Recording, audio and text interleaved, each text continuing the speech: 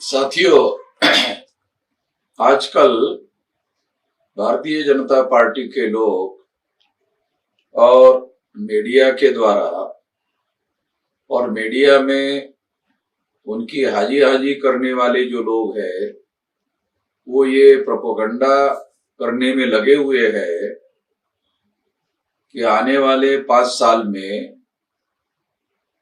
भारत की इकोनॉमी दुनिया में तीसरे नंबर की हो जाएगी। इस बात का प्रोपेगेंडा और प्रचार करने में लगे हुए हैं। इस बात का तथ्य लोगों के सामने आना चाहिए कि 2014 को जब नरेंद्र मोदी की सरकार आई तो भारत सरकार पर 54 लाख करोड़ रुपए का कर्जा था। आज भारत सरकार पर 405 लाख करोड़ का कर्जा हो गया है। इसका मतलब यह है नरेंद्र मोदी के रेजिम में यानी 9 साल में नरेंद्र मोदी ने लगभग 350 लाख करोड़ रुपए का कर्जा लिया और ये कर्जा लेकर भारत के इकोनॉमी में एक पैसा आया तो क्या दिखाई देता है? भारत के इकोनॉमी में जब ये पैसा आया तो तुलनात्मक दृष्टि से ये आंकड़ा पता चलता है कि भारत की इकोनॉमी अब 405 लाख करोड़ की हो गई है। मगर क्या 405 लाख करोड़ में 350 लाख करोड़ डेवलपमेंट के द्वारा कमाया हुआ पैसा है? क्या भारत का इतना डेवलपमेंट हो गया है या होने वाला है? आने वाले समय में 2030 तक ऐसा हो सकता है कि ये कर्जा 500 लाख करोड़ का होगा। ऐसे भी एक्सपर्ट्स लोगों के ओपिनियन आ रहे। और अगर ऐसा होता है तो ये 500 लाख करोड़ में 54 लाख अगर करोड़ माइनस कर दिया जाए तो लगभग 450 लाख करोड़ वर्ल्ड बैंक के द्वारा लिया हुआ कर्जा मानना होगा।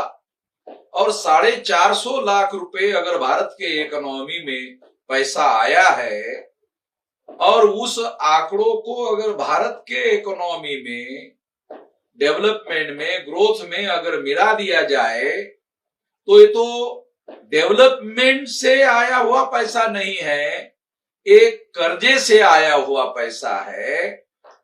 केवल ये प्रचार और प्रोपेगेंडा किया जा रहा है कि ये तीसरे नंबर की इकोनॉमी हो जाएगी। तो क्या तीसरे नंबर की इकोनॉमी डेवलपमेंट के आधार पर होगी या ये जो 500 लाख करोड़ रुपया कर्जा लिया इससे आंकड़े बढ़ते हुए दिखाई दे रहे हैं, इसकी वजह से तीसरे नंबर की इकोनॉमी होगी? जब सारे दुनिया के और उसके इकोनॉमी के आंकड़े इकट्ठा किए जाएंगे, जब टोटल संख्या निकाली जाएगी कि अमेरिका की इकोनॉमी इतने लाख करोड़ की है, फ्रांस की, यूरोप की, जापान की, जर्मनी की इकोनॉमी इतने लाख करोड़ की है, और उसी में भारत की इकोनॉमी के भी आंकड़े बताए जाएंगे कि भारत की इकोनॉमी भी आने वाले समय में 500 लाख करोड़ की हो जाएगी।